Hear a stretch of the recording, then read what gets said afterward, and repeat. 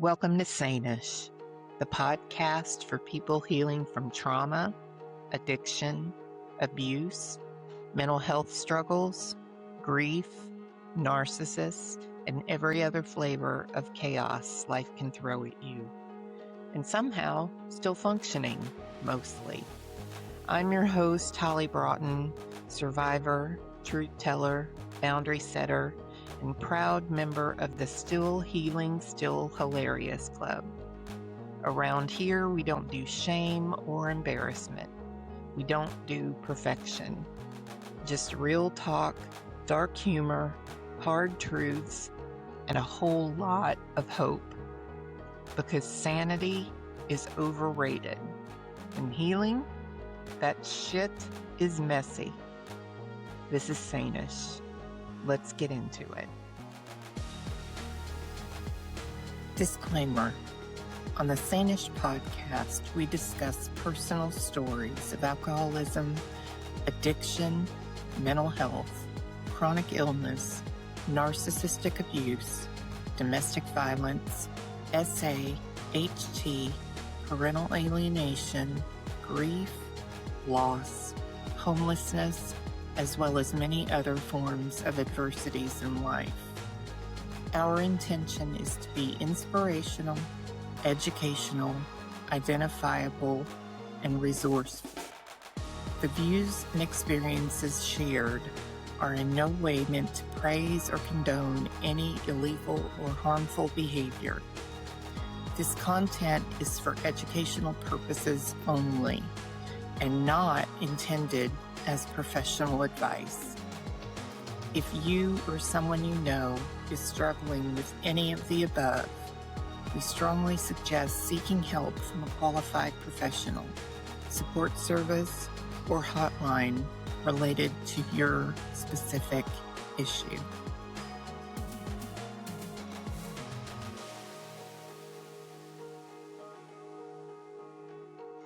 Hey, everybody. Welcome back to the Sane-ish podcast. Holly Broughton here.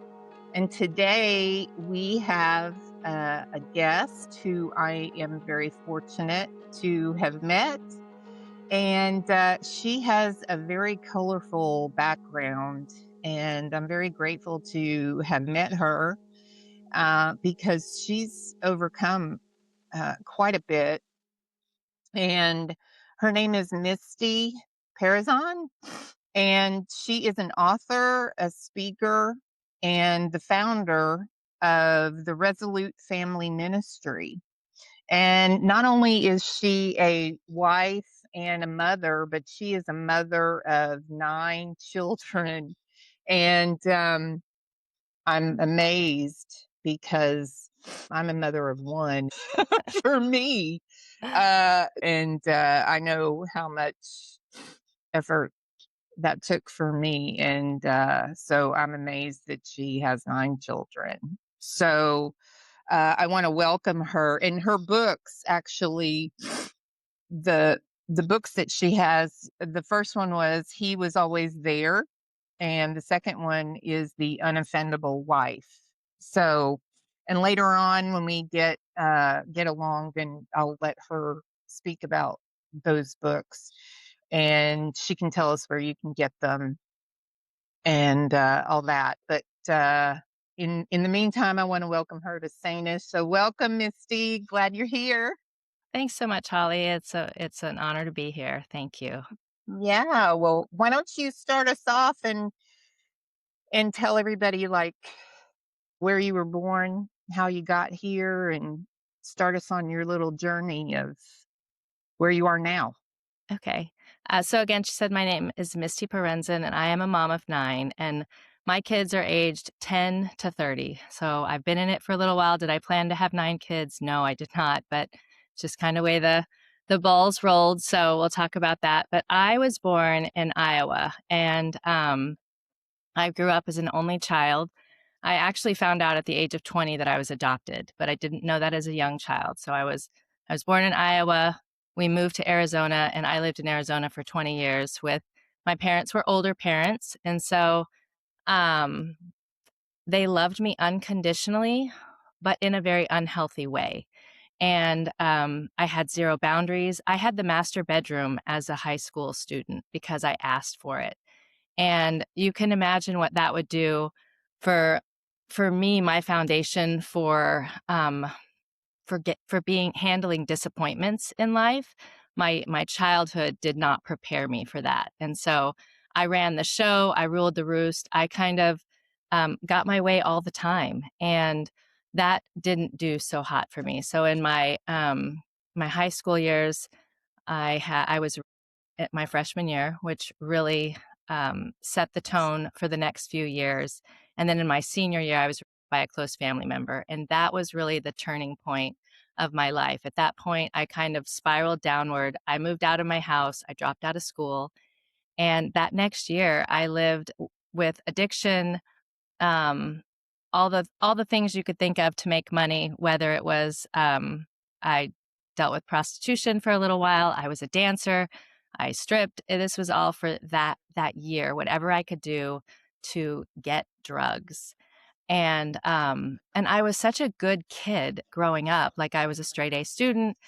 This was just, nobody knew what happened to me. In fact, I didn't even know that the reason why I spiraled downward until I got saved at 30. And so we'll just say that I had no idea that trauma, that those traumatic experiences, the effect they had on my life. I just kind of kept moving. I didn't tell anybody about that one, or either one, actually. They were just a secret I kept, so I was covered in shame. And I crossed lines that most people never even approached. I was not raised in a Christian home. In fact, I attended a Mormon church for a while. I have quite the array of all the things, but I lived across the street from a Mormon church. And when I was 12, I went with a friend. And so kind of learned about some morals and learned about the hardships of religion and went in and out of that throughout my high school times. But ended up having that year of my 18 years of spiraling downward. And finally, at the end of that year, I got pregnant. And in the 90s, when you got pregnant, most people would get married and try to work it out. And so that's kind of what I did with that man that I got pregnant with. And that marriage lasted 6 years. I had 2 kids with him. We never were given the tools. Neither one of us had the tools that it took to have a good marriage. We got pregnant, we're good friends, and thought, you know what, we can make this happen. And I learned marriage is not that way, right? We all need the tools necessary to have a good marriage, and we just didn't. We both made mistakes. I was still dealing with a closet addiction. My ex, he had his own issues, and so after about 6 years, that marriage did end. And during that time, so on our 1 year anniversary, that's when I found out I was adopted, and that probably didn't help our marriage because uh, that was another. It was just kind of a shock and an awe. And I found my birth parents, and it was just a long journey. But opening that up was traumatic, but then relieving. And so anyway, that was that kind of. I met my birth mom. I found out I had a half brother and a half sister that I'm still very close with today. But I would say that was very harmful to our marriage. So um, and it was probably just a delay of mine. It was a detour. It's not the route that God had for me. But after we divorced, I then met the husband that I have now. And my kids were 5 and 2 at the time. So I had 2 kids in my first marriage. I met my husband. And Misty, can I stop you for a yeah, second? Because I yes, want to, because you and I spoke before the podcast, but I want to kind of go back.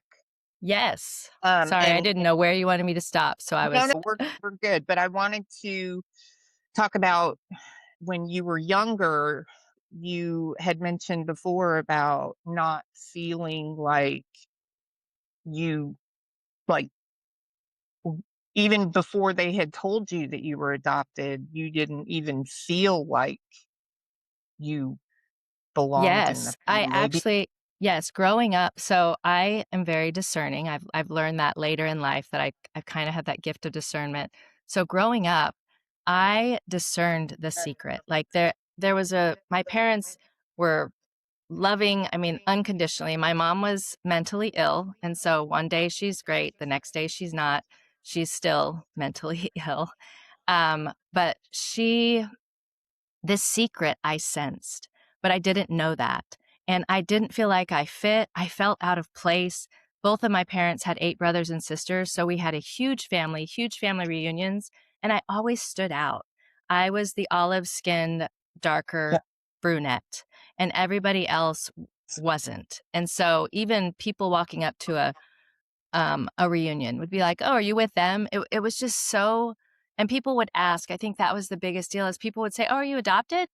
And my parents would be like, "No, no." And I would have friends' parents ask. As the older I got, the question would come. And I just didn't feel like I belonged. I felt like I was out of place. I felt like something was wrong. And when that lie came out, it was just a little bit later than I wished. I feel like I might not have dove into the drugs or made some of the decisions I made had I known the truth. But that Yeah. sensing of that lie and everybody telling me that no, everything's great. You're way off. I felt like something was wrong with me. And Yeah. yeah, so By that that time by that time that they told you that they actually told you that you were adopted, uh did you feel a sense of betrayal then? Because they were so telling by So sitting there on the floor that day when they handed me that manila envelope and I like pulled the paper up and I'm just reading baby, born my birthday, and I was just like, adoption. Wait, so I'm adopted? And they're like, yeah, well, we were never going to tell you, but your cousin made some book and you're going to find out. And I was just like, so I'm adopted after all these years? And I have to say I had two different feelings. I Right. felt relieved, right? I had a Yeah. feeling of relief because it was all of these years of this pent up, like, what is wrong with me? And oh, I really don't belong, right? Like there was this relief. There's also lots of health issues in both of my parents, those parents ish health or background. And so all of that, I was like, oh my gosh, I'm not related to any of that, right? None of that is Yeah. part of me, which was so crazy because I had what my baby was 6 months old, my first child. And in that history of all that, my first pregnancy, having to answer all those questions of all these things that could have been possible, that I was giving health history that wasn't even mine. And even then, Right. my parents didn't tell me. So, yes, there was a bit of betrayal, but at that time, I was like, there's no sense in being like, whatever, we're going to move forward. I want to meet my birth parents. Let's do that. And Yeah. because, like I said, I never really had a great relationship with the parents that raised me anyway. It was always strained. It always was. It's unfortunate. I never had that, like what my friends had for their parents. I didn't. And so, Yeah. So, let me ask you this. Did your parents, um do you think your adopted parents wanted a child so badly that they were willing to let you, that's why they raised you that way, is because they were willing to let you do whatever you wanted yes. to do? So my Okay. mom, she had a very unhealthy way to love.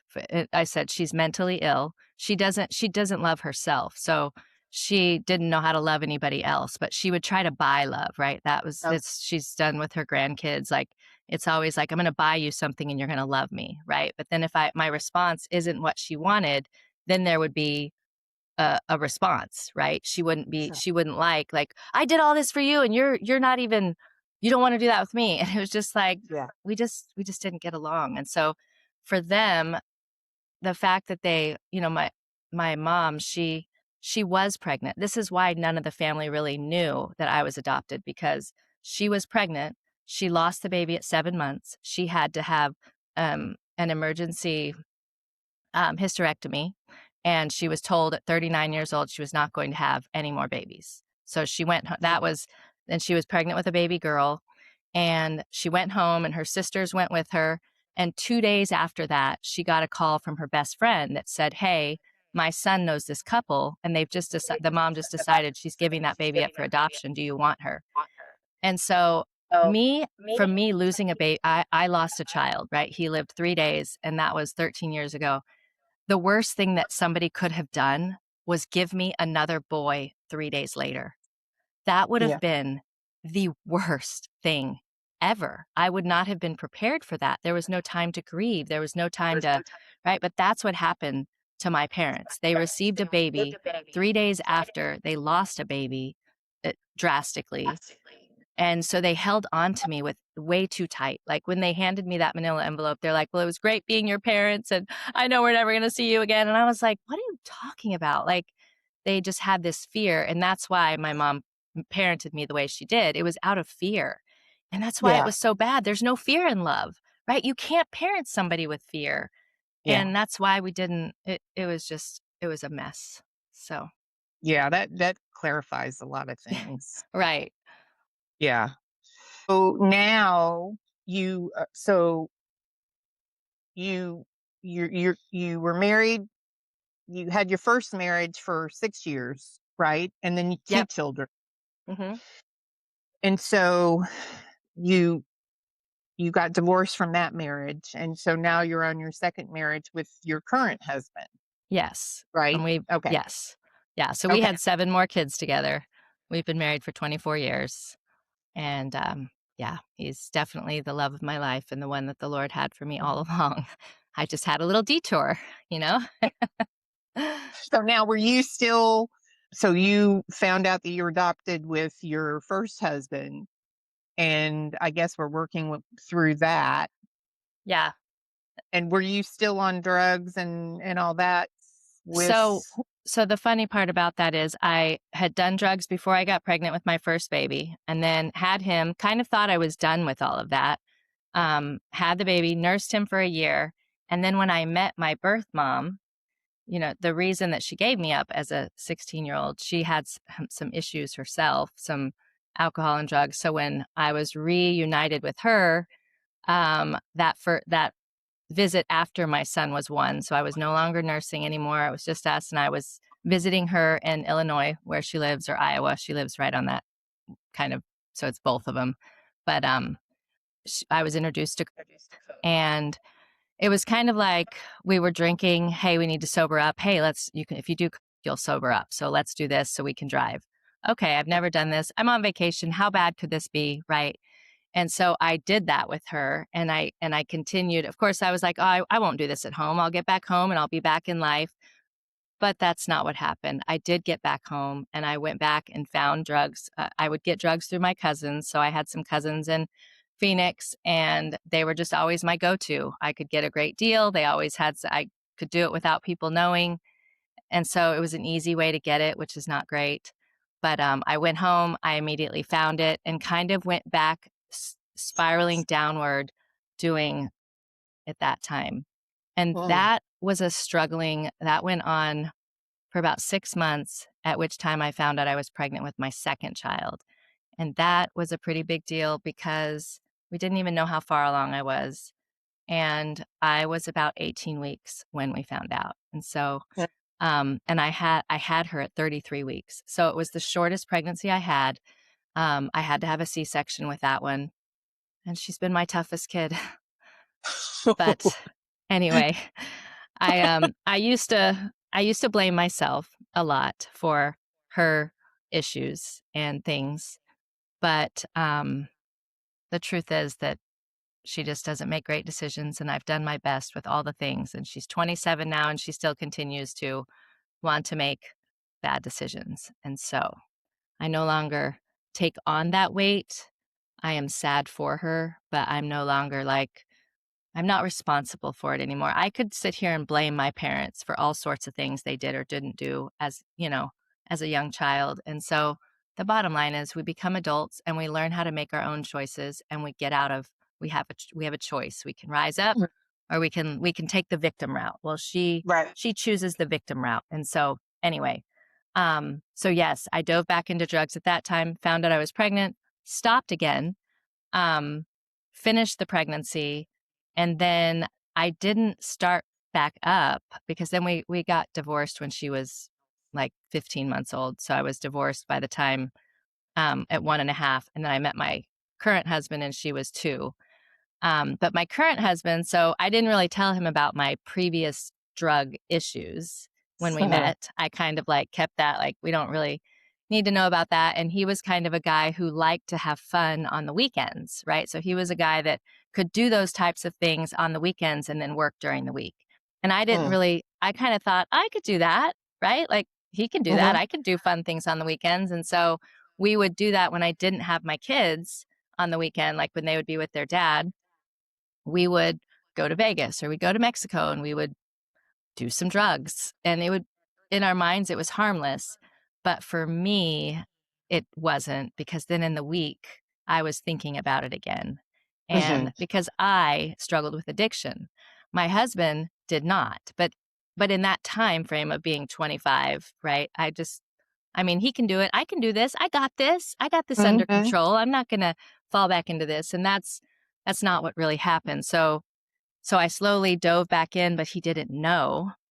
And then he found out, and that added some weight before we got married, but we worked through it, and then I got pregnant with our child, our first baby, and so I stopped doing drugs again.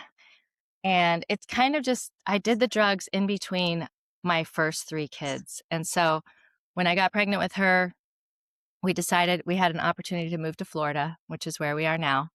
And it Mhm. was we kind of thought, you know what? If we move to Florida, I won't have my connections anymore, my easy connections of running to family just to go get things, because that was easy for me. I didn't even have to be uncomfortable. I would just call my cousin and say, "Hey, what do you got these days?" Right? So Mm. it's so Yeah. crazy that I just think about this stuff. But um, we were just thinking, all right, we'll move. But we learned that changing your zip code doesn't change your heart. And after my daughter turned 1, I just found it again. And that was kind of the last. I went through an 18-month time frame of, in my mind, being very controlled with it, right? Like I would say nobody knew I was a closet addict, and I felt like I was controlled. I felt like I had it under control. And there was one point my husband would find it, like he had visions at night of where I would hide this stuff, and it would drive me insane, because I'm like, how do you find this in a house? Like a needle in a haystack. How do you find a little baggie? But we learned later that he was getting these visions in his head. And so he would find it. I would deny it. I would be like, that's not mine, even though our kids were 9, 7, and 2, right? So there, it wasn't theirs, but Yeah. I just would deny it. And that went on for a good 18 months until I had my encounter and I was delivered at that time. And I would say that's kind of the turning point of our life. I was just turning 30 and I got delivered from that addiction. And I felt like God just picked our family up and just like picked us up and dropped us in a completely different atmosphere with everything was different. I was different. My husband was different. And that was 20 years ago. And so it's been a really crazy ride since then. When you say delivered, what do you mean specifically? Um, Specifically, well, the desire that I had for that drug was taken. And it was my deliverance story is kind of like Holy Week of Passover Holy Week, right? Every day Mhm. had a significant thing. Well, Mhm. mine started on a Sunday night and it ended that Thursday. And I actually found out that week, that year in 2006 was the week of Passover. And I learned that years later. I had no idea. I'd heard of teaching on Passover a few years later. And I was like, when God delivered his people from bondage, right? And it's a very Mhm. significant time.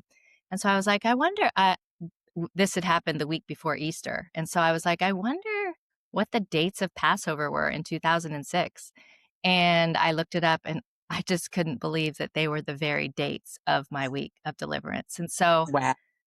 that was huge to me because it just reminded me that it was all planned. Like God, it wasn't an accident. It wasn't random. It wasn't some coincidence that this happened in that week. It was a plan and I was finally in God's will. I felt like I was on the right path but he took that desire from me. And so um it just I didn't want it anymore. I just didn't Yes. want it.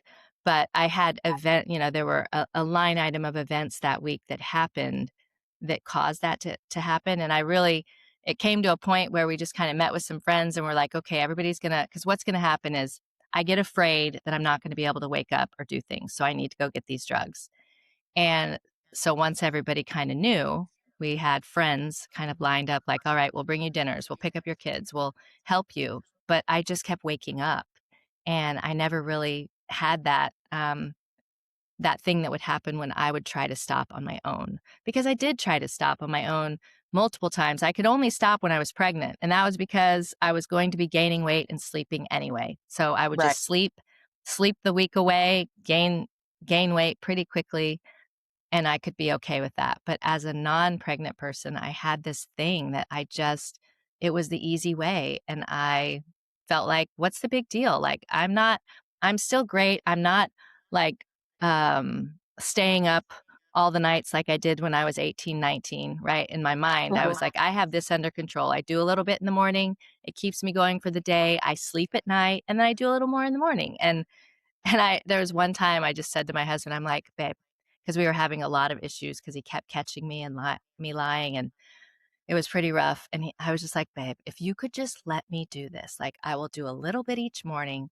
I promise I won't let it get out of hand and we won't have all these issues and everything can be great. And I just remember he's like, do you hear what you're saying? And I was like, you know, like, no, if you could just like understand, it's not that big of a deal. I'm not like doing too much. It's just a tiny bit. Just let me be and it'll be a lot better. We won't be fighting all the time. And he was just, it was pretty funny. So, And now, and now you hear yourself. yes. Oh, it's so Like, funny. Like, he's like, do you remember when you said that? I'm like, oh man, that just shows how deceived and how deceived I really was.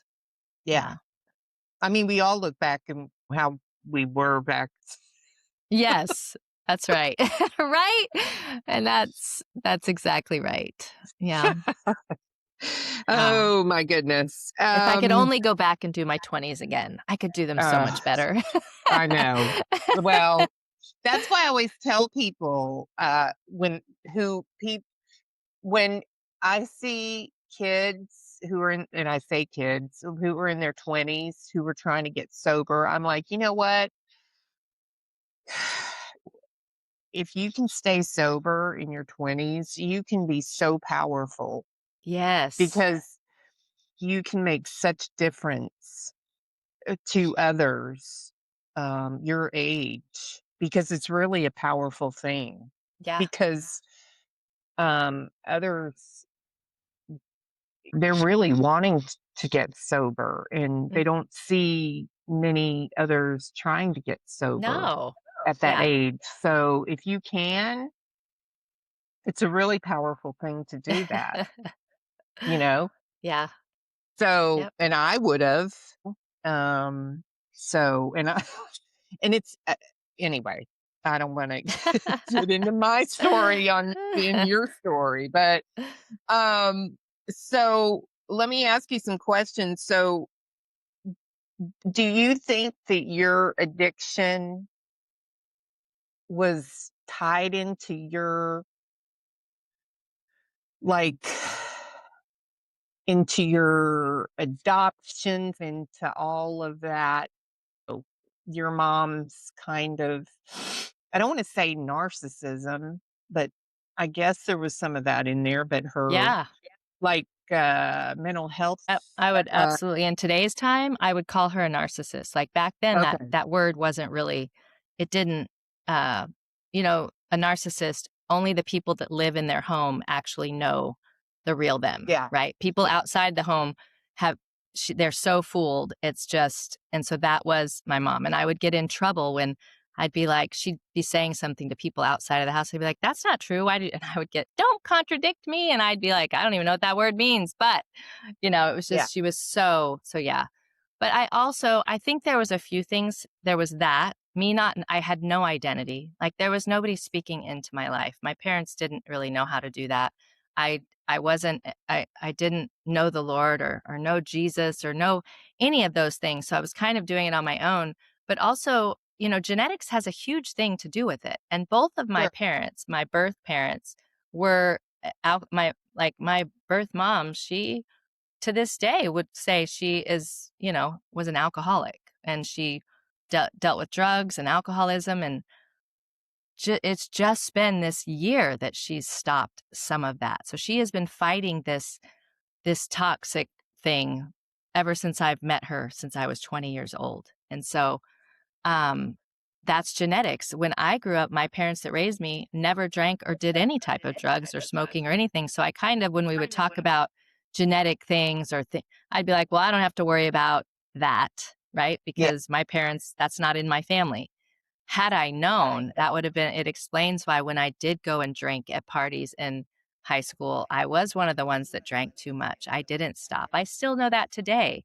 I have to watch my limits. I have learned that if I was going to have a drink, which I really don't anymore because number one, it's not good for you. And I'm all about health now. And, Yeah. it's not good for my brain and it's not good. But before, even when I did, I would sometimes end up going too far. And so I do believe that that's in the blood.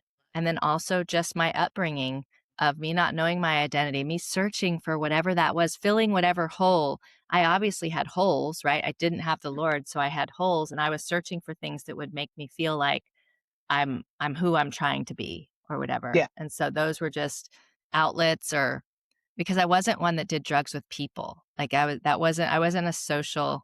This was more behind the scenes. I never wanted people to know that I would be doing that. And so I was more of the closet behind the scene person. Yeah. Um, so Yeah. Well, if someone met you during the height of your addiction, what would they have misunderstood about you?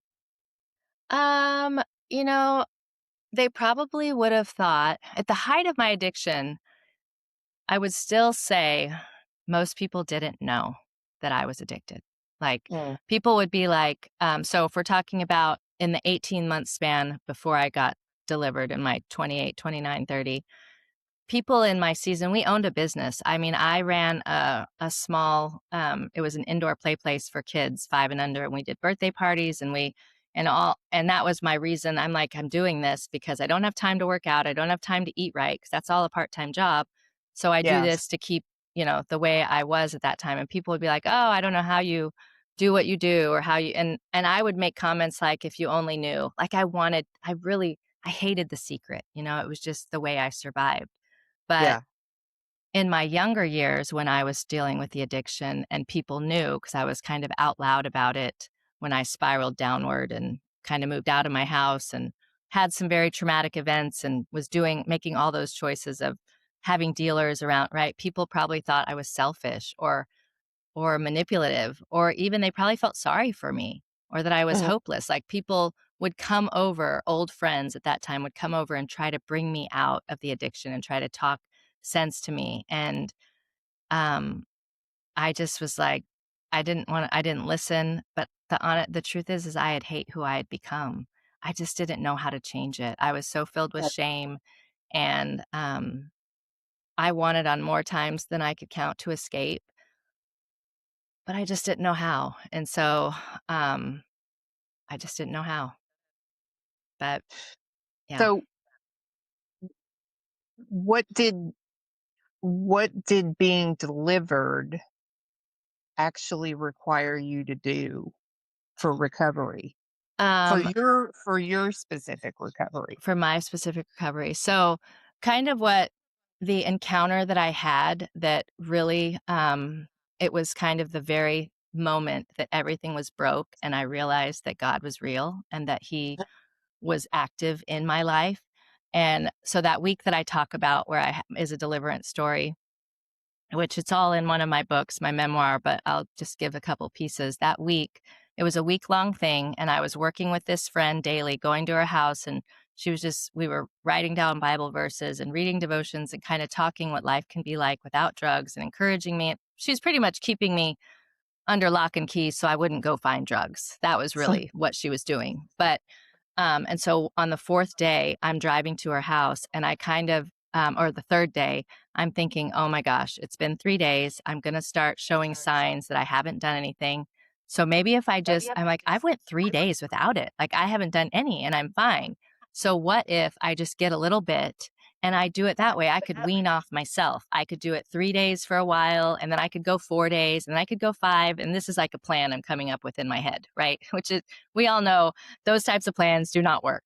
But in my head, as I'm like, I'm going to just call my dealer real quick, and I could just get a little bit, and I could do it this way. And that way, nobody has to really, we don't have to move beyond this.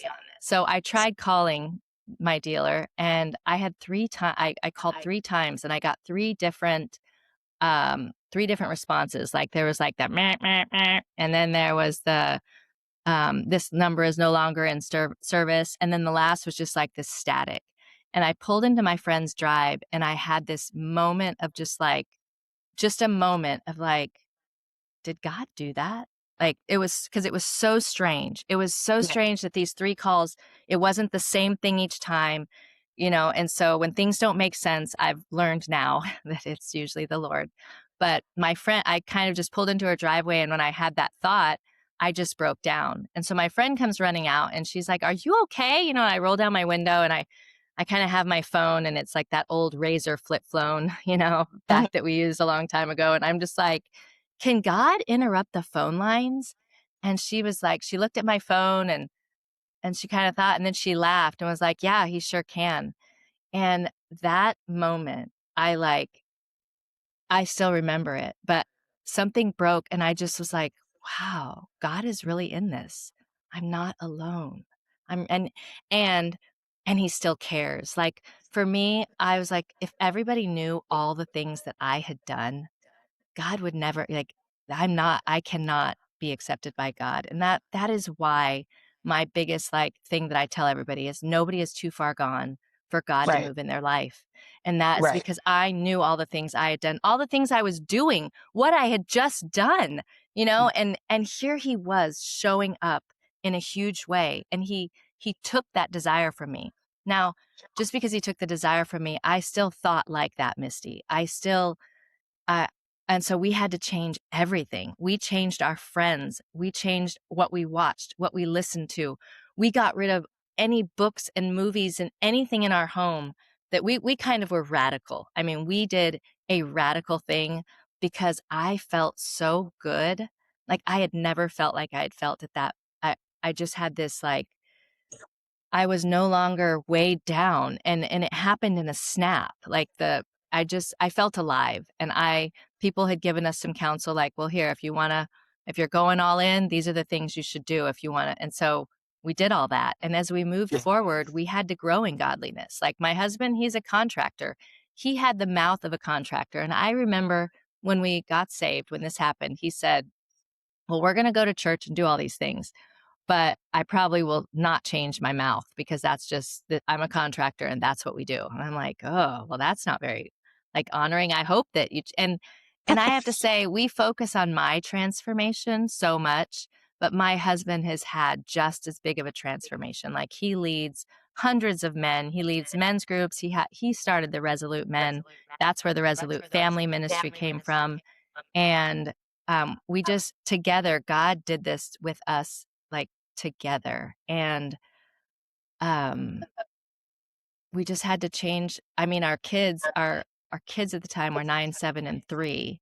And our 9 and our 7-year-old, sadly, they just, because of their upbringing and they didn't quite make it out, right? They're still my lost children. They are 27 and 30.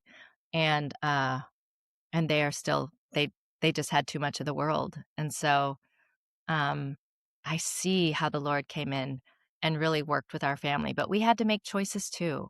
We had to make Sure. sacrifices, and we had to surrender to many things that we thought we enjoyed or liked.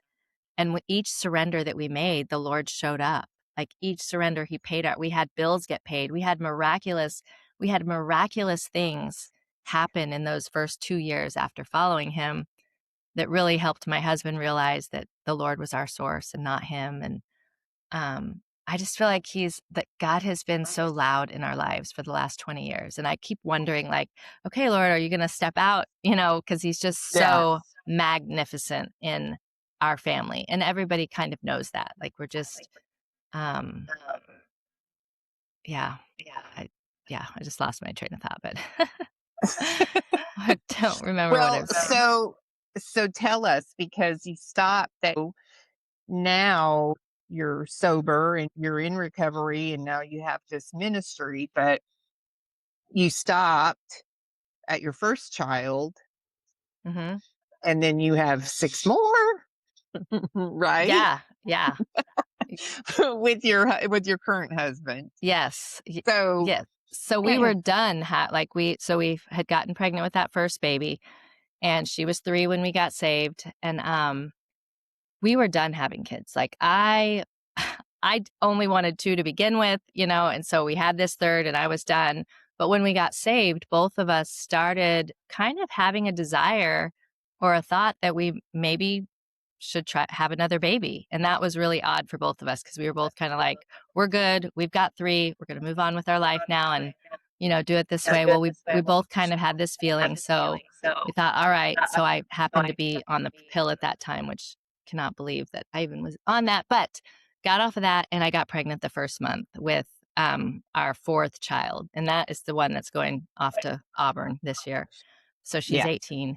But and so we immediately got pregnant, and that baby redeemed everything. She redeemed because my first 3 pregnancies were kind of all they came in traumatic times, right? I was doing Mhm. drugs with all 3 of them when I found out I got pregnant. Like, it's sad to say, and I have already dealt with all that with the Lord, and I'm forgiven, and it's over, but it is sad to look back and think that. And so this was like that first baby that came in the right way. We were actively involved in our church. We're bringing this baby into a healthy home. And so after her, it was so amazing that we were like, well, maybe we should try for a boy.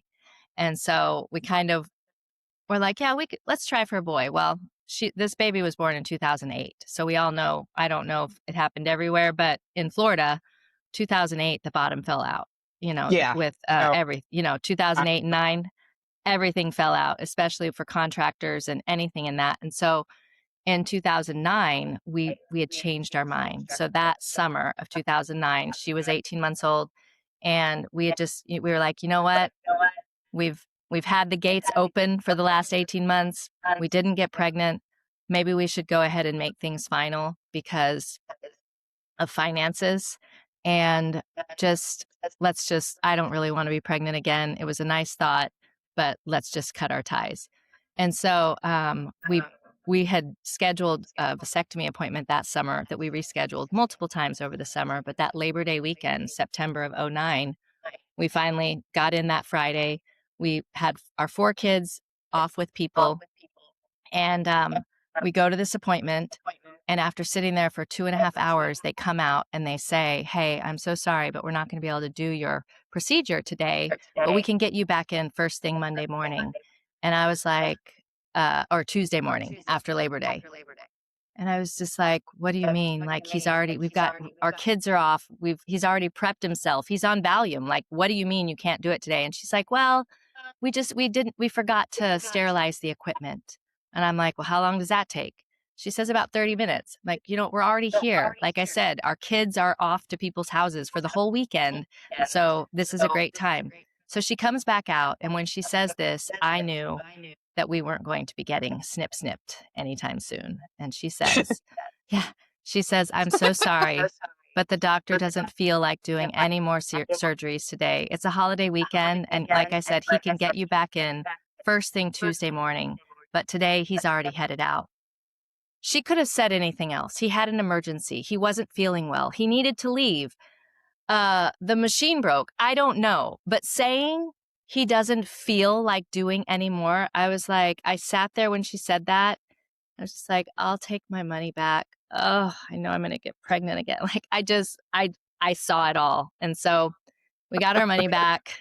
And that weekend, we ended up getting pregnant. We found out we were pregnant like a couple weeks later.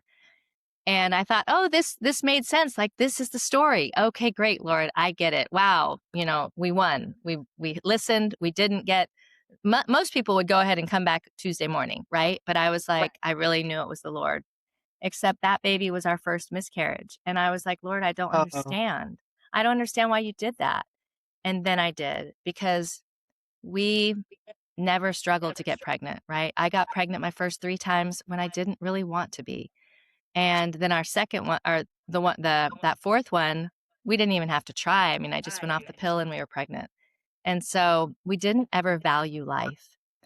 That's what I knew. And this made us appreciate life, because we had to really, after we lost that baby, of course, we wanted another one, right? We're like, we want to be pregnant. Now we know we want to be pregnant. And so trying for those next 5 or 6 months, it took us all the way to April. And then we got pregnant with our 5th child, and she's 15. And so then after her, we were like, we are going to have a boy. We are going again, and we are going to have a boy. And that we did have a boy, and we lived on cloud 9. I thought I was not going to have any more babies. That was number 6. And that was the child that at 20 weeks, we found out he had so many different issues that they actually suggested that we terminate. And we aren't the givers and takers of life. And so we said no, that we are going to go on this journey, whatever that was. He defied everything that they said he wouldn't do, other than he did pass after 3 days. And so that was definitely our hardest loss that I could ever have experienced. And it's still, to this day, is my hardest year, but we grew the most. And of course, after that, we're going to get pregnant, because my husband still wanted a boy, like a biological son. And so that next year we get pregnant, and then we find out the week before we're going to find out what she is, we have this adoption fall in our lap. So we ended up having a baby and adopting a baby that same year, the next year after losing that baby. And I'm like, yes, we're done. We have a boy and a girl, and this is going to be great. Well, when they were 1.5, my husband was supposed to get snipped, and he says, so, hey, I know tomorrow's the day, but I think if we try one more time, we're going to have that son. And Izzy needs a brother, because we had all girls, and then this one boy that we adopted because our oldest son was out of the house.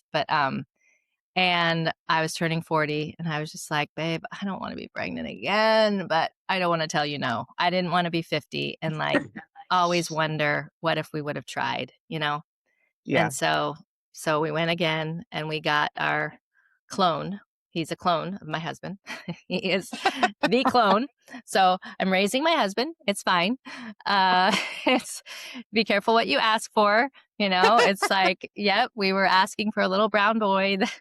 Anyway, and so that is how we have 9 children. And my husband got snipped after I had that last baby. Before I was even while I was healing, he got snipped so he could be healing, because I was like, I am having no more. I am 40 years old. I wanted to be done at 30. And somehow I added 6 kids in that decade. It was just like, how in the world? But yes. And I think it just goes like, God knows, God's ways are higher, and he knows what we need more than we do. And I'm thankful. I can say now I'm thankful for the loss of the baby, right? Like, it was tough, but I wouldn't have my last 3 babies if that didn't happen.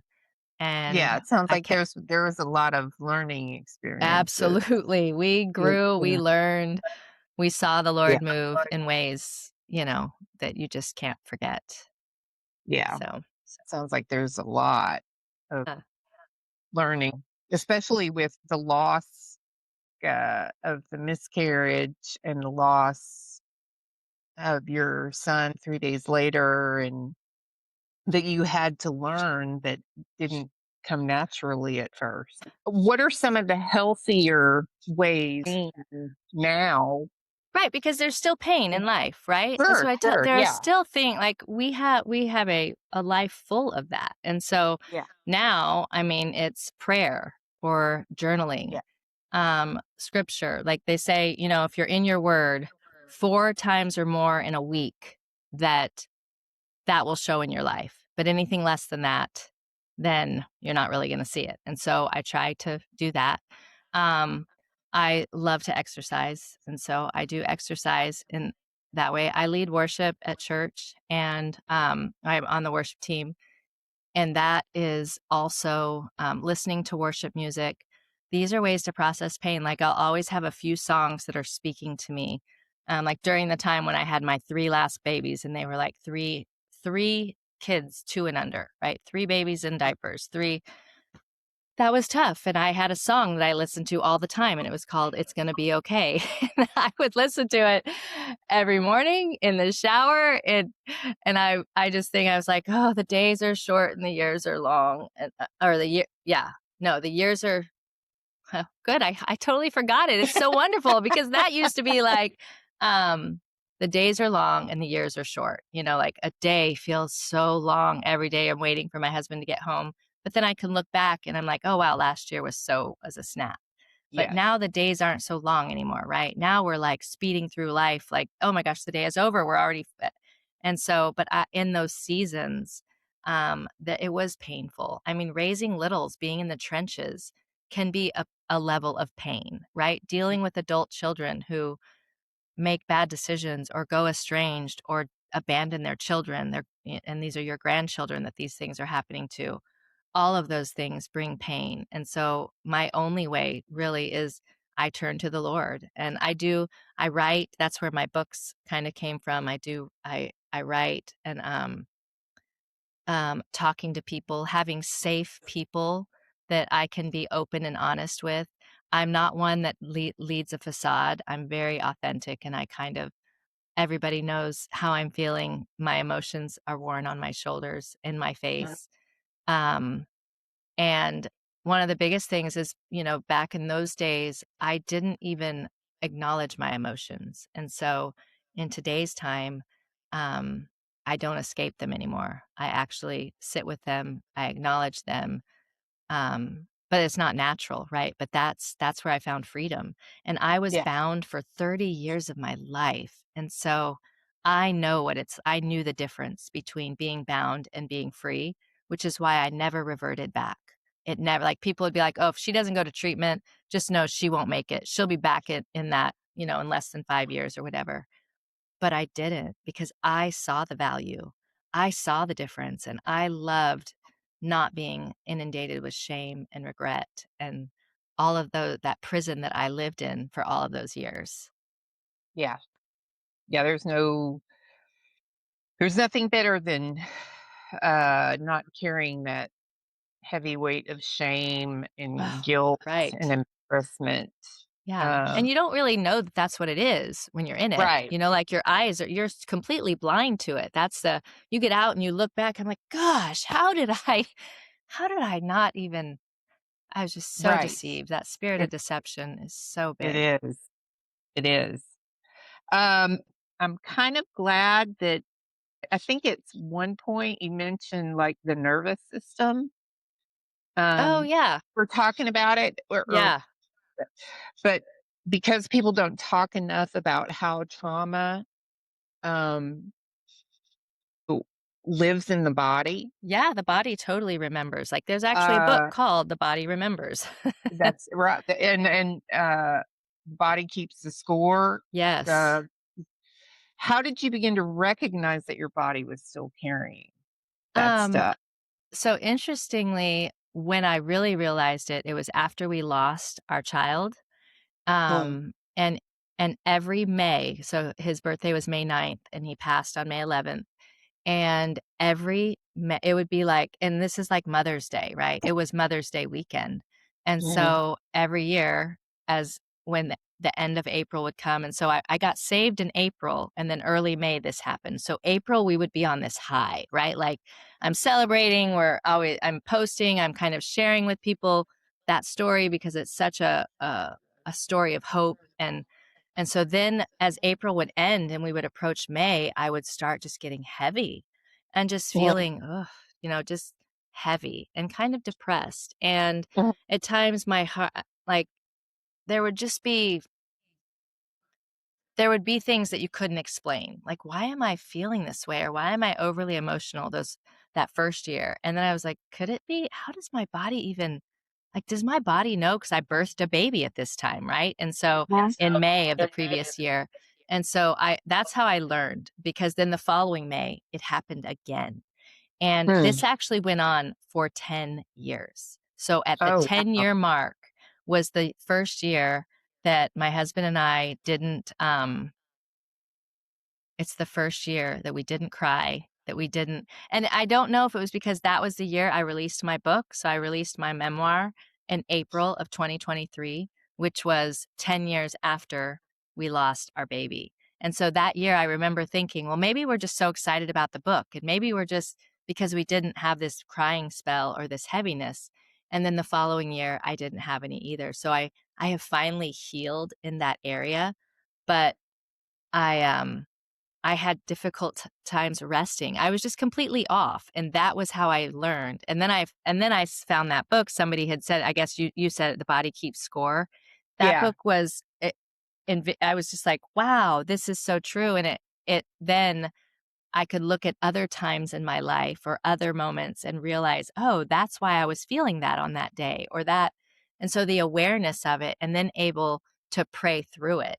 Because Yeah. once if you're not aware of it, you can't really fix it. So awareness Right. is always the first step in coming through anything. And so once I became aware of what was happening, we were able to start praying as the month approached, or getting together and just kind of really searching and worshiping and spending time trying to allow our bodies to heal. And so I could say today that I don't really have those those responses at that time anymore. So Yeah. Well, why don't you tell us about um, the Resolute Family Ministry? yeah, so it's a new ministry. So like I said, my husband has a group called the Resolute Men, and he has this men's group that meets on Friday mornings in a local area. And there's like 85 men in this group, but only about 30 to 40 show up on a Friday. And they're aged like 18 to 85. There's an 18-year-old there, there's an 85-year-old, and it's all men out there in the marketplace. And so, but it started with 5 men. And so over the years, this has just grown to this. So my husband's always had a passion for that. And then I have my books, and then I speak at various places and we'll do various events. And so last year we decided it just was laid on our heart to start the Resolute Family. And it's just a ministry that reaches families, marriages, couples, singles. So we do premarital and marital counseling with couples. We do a lot of things with our youth group at church, with the families at church. We'll host families at our house just to love on them. Um, we host various events with people also to love on them. My books fall underneath the Resolute ministry. Moving forward, we hope to do like marriage retreats, and that's kind of my big heart, is that I would love to get in, because we live in a beach town, and so bringing people here to do like weekend retreats, intensives with couples with married couples. We have various professionals that would come in and be helpful with that.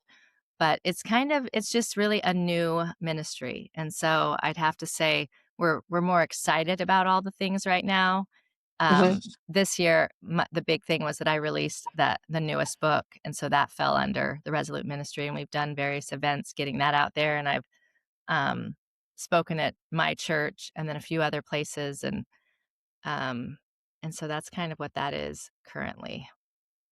The first book was actually He Was Always There, Yes, right? and yep, that was my Okay. memoir, and That's your memoir. And then the one you're talking about is called The is Unoffendable Wife. okay. Cool. What is that? Tell us what that one's about. So that book was written in 72 hours. I actually went away on Ooh. a weekend by myself because the Lord told me to, and I didn't really know what I was going to write about. But the night before I went, he kind of gave me that title, The Unoffendable Wife, and then I knew exactly. So 5 years ago, I had done a little challenge with the Lord to not let my husband offend me for 30 days. And well, here's the thing: every December, I get a word from the Lord. And December of 2019, he gave me the word unoffendable. Now, towards people. And so for 2020, which we all know what happened in 2020, I had to be unoffendable towards people. I failed miserably most of the time, but I was learning to become aware of how often I became offended, right? So that was kind of 2020 was like a year of awareness for me. So that December comes at the end of 2020, and I'm like, finally, that's over. And I asked the Lord, okay, what's my word for 2021? and I hear unoffendable again. And I'm kind of like, maybe I didn't hear right. But I just kind of thought, oh, well, I'm all right. I'm not hearing right. And later I kind of hear like, your husband, start with 30 days. Let's go. And I'm like, do you know me? Like, I am the only child. I like my preferences. I like my way. Are you kidding me? I'm like the controller. I'm all the things in the house, right? The mom of 9. I run the show. And this is okay. I'm going to go 30 days without letting anything he does bother me. And so I'm like, all right, I didn't tell anybody. I did not tell one soul. I kept it to myself because I didn't think I would be able to do it. Well, I knew it was going to be a big struggle. And so I wasn't telling anybody. And so I kind of kept a journal about through this 30 days, had many days that I failed, and everything was just, it was really funny how much I realized how often I got bothered by my husband. But what happened was, even just a few days into this 30 days, my husband started coming home differently because I was different. Like, I was the one that when I we have dinner every night, I want him home for dinner. If I say dinner's at 5:45 and he says he's gonna be here, then if he gets home at 6:15, I'm gonna let him know that it bothered me, right? Like, "Oh, nice that you got home in time, like, we're already almost done, but great." Like, how bad is that, right? He is working, he is not it's not his intention to be home late. It's not like he's driving around meeting up with men or at a bar or trying he's finishing his job and getting home when he Right. can, but I'm a big Right. brat, so I want my way, and I let him know it. Well, that was my very first challenge on day 1, was he wasn't getting home on time. And so I had to be different. And I immediately saw he no longer came home with a chip on his shoulder, which I didn't even know he was, right? It's just that's kind of Mhm. how we were. But as soon as I started being lighter and I stopped snapping, using my tone, giving him the cold shoulder, rolling my eyes, speaking in such a way that just hand gestures, body language, I stopped all of that. And our marriage changed. Like, our connection at night changed because there was no like at each other, nothing. And again, I could see I could see his wheels turning like, what is up with her? But not wanting to say anything because for fear that, like what he liked, whatever it was. And so this went on for the whole month. I made it through the whole month of January. And February, he went on a trip, and every time he'd ever went on a trip, our entire marriage, I would pretty much make him sorry that he was leaving. Because remember, I'm the one home with all the kids. He works a Right. full-time job. I've got all these kids. At that time, our youngest was 4, and we had 6 at home. And so that was a lot. There was just a lot going on, and he's going to go on some social trip. And so that year, because I liked the 30 days, I was like, all right, I got to do it differently this time. So I'm like, I'm so excited for your trip. This is going to be so exciting. I mean, you're going to have so much fun. And I'm seeing him like, okay, yep. Why is she Like, happy? And I talked to him the whole time. I let the kids talk to him every night while he was gone. And he came home and I waited up for him, which normally I'd be like, I'm in bed. Like, sorry, I mean, I was the biggest brat, just really. Um, this is why I know anybody can do this because I did it. But that night he gets home and I'm just sitting there watching him unpack and kind of just really excited. He's like, all right, I got to know what gives. Like, what is up with you? There's something.